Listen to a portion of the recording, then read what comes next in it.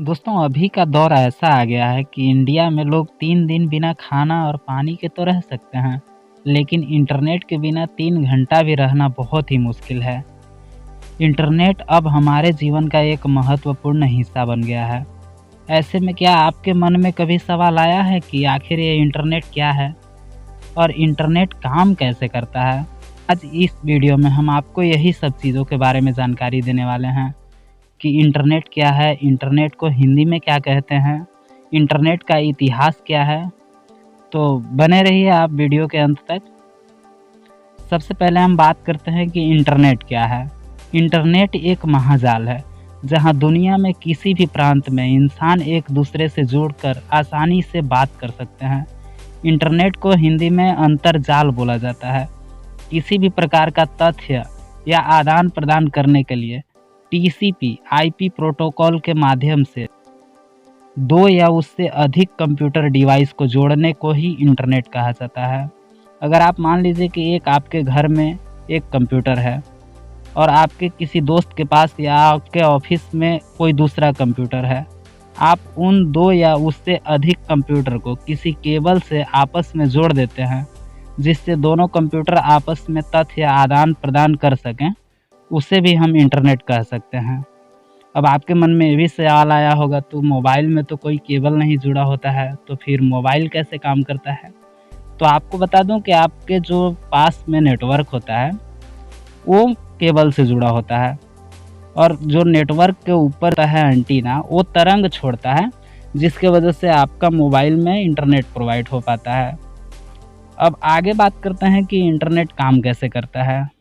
Satellite से जो internet चलती है वो लगभग सिर्फ 10% ही चलती है।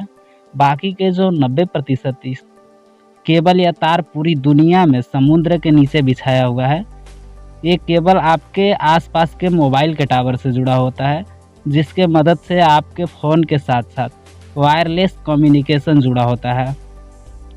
अगर आप देखना चाहते हैं कि पूरे दुनिया में कहाँ कहाँ ऑप्टिक फाइबर केबल बिछा हुआ है, तो आपको ये submarinecable.com पे जाना होगा और वहाँ समुद्र के नीचे ऑप्टिक फाइबर केबल बिछी हुई है, उसका मैप आपको मिल जाएगा। आपके फ़ोन या कंप्यूटर में इंटरनेट पहुँचने के लिए 3 कंपनी से गुजरना पड़ता है। एक कंपनी है टियर 1, टियर 2 और टियर 3। टियर 1 कंपनी वह है जो पूरी दुनिया में सारे केबल बिछाते हैं, और टियर 2 कंपनी वो है जैसे जियो, एयरटेल, आइडिया, वोडाफोन। ये कंपनी पूरे देश में अलग अलग राज्य में अपना सर्विस देते हैं। और जो टियर 3 कंपनी है, ये लोग लोकल सर्विस देते हैं, जैसे कि ब्रॉडबैंड सर्विस। आगे बात करते हैं कि इंटरनेट का इतिहास क्या है। इंटरनेट एक ऐसा आविष्कार है जिसका श्रेय हम किसी एक व्यक्ति को नहीं दे सकते हैं। इंटरनेट आविष्कार के पीछे बहुत सारे साइंटिस्ट और इंजीनियर का हाथ था। इंटरनेट का यात्रा शुरू हुआ था 1967 से। अमेरिकी मिलिट्री का एक विभाग था जो इंटरनेट का शुरुआत किया। अब बात करते हैं कि भारत में इंटरनेट का इतिहास क्या है। तो 14 अगस्त 1995 में भारत में पहली बार इंटरनेट का इस्तेमाल हुआ। इससे पहले एजुकेशन रिसर्च नेटवर्क ERNET नाम के संस्था ने भारत में शिक्षा और अनुसंधान के पर्पज से भारत में 1986 में इंटरनेट का शुरुआत किया था। पहले दिनों में सिर्फ बड़े बड़े शहर में ही इंटरनेट का सर्विस शुरू हुआ था। विदेश संचार निगम लिमिटेड BSNL नाम के कंपनी ने भारत में पहली बार इंटरनेट को पब्लिकली अवेलेबल करवाया था। विकिपीडिया के मुताबिक अब तो देश के कोने कोने में इंटरनेट का कनेक्शन पहुंच गया है। भारत अभी दुनिया में दूसरे सबसे ज़्यादा इंटरनेट का उपयोग करने वाला देश है, चाइना के बाद। अब बात करते हैं कि इंटरनेट का फ़ायदा क्या है। दुनिया में जितने भी चीज़ें का आविष्कार हुआ, उसमें सबका कुछ फ़ायदा हुआ और कुछ नुकसान भी हुआ।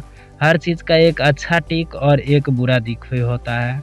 वैसे ही मानव समाज में इंटरनेट का भी फ़ायदे के साथ साथ नुकसान भी है।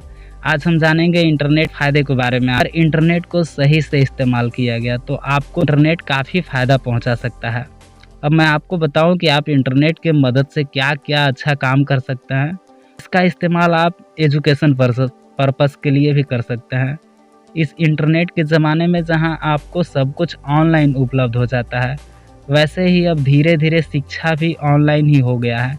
जैसे educational.com, शिक्षा.com, unacademy.com, बैजूस, ऐसे बहुत सारे प्लेटफ़ॉर्म हैं जहां आपको ऑनलाइन शिक्षा उपलब्ध हो जाएगा। इसके अलावा अभी भी बहुत सारे लोग हैं जो ई-बुक पढ़ना पसंद करते हैं, जिनमें से मैं भी एक हूँ। अब यूट्यूब से ऐसी बहुत सी चीज़ें हैं जो आप बहुत आसानी से सीख सकते हैं, तो आप यूट्यूब के कुछ चैनल पे ज़रूर जाएँ और यूट्यूब का सही इस्तेमाल करें। ऐसे ही आपको बहुत सारे प्लेटफ़ॉर्म मिलते हैं जहाँ से पैसा भी खर्च करना पड़ सकता है, जैसे कि Netflix video, Zee five video, Amazon Prime video, YouTube music. ये सब कुछ पेड चीज़ें हैं जो पैसे खरीद दे करके आप उसका फ़ायदा उठा सकते हैं, तो ये भी बहुत अच्छी चीज़ें हैं।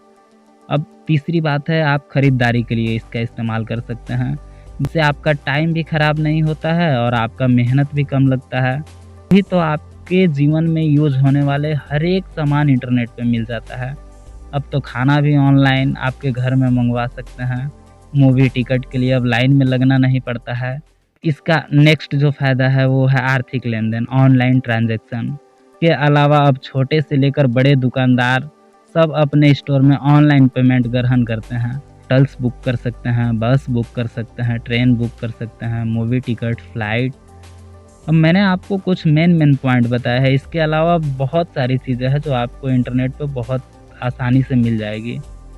रास्ता खोजने के लिए आप गूगल मैप का इस्तेमाल कर सकते हैं, एग्ज़ाम रिज़ल्ट देख सकते हैं, न्यूज़ देख सकते हैं, जॉब का वैकेंसी देख सकते हैं, सब कुछ आपको इंटरनेट पे मिल जाएगा।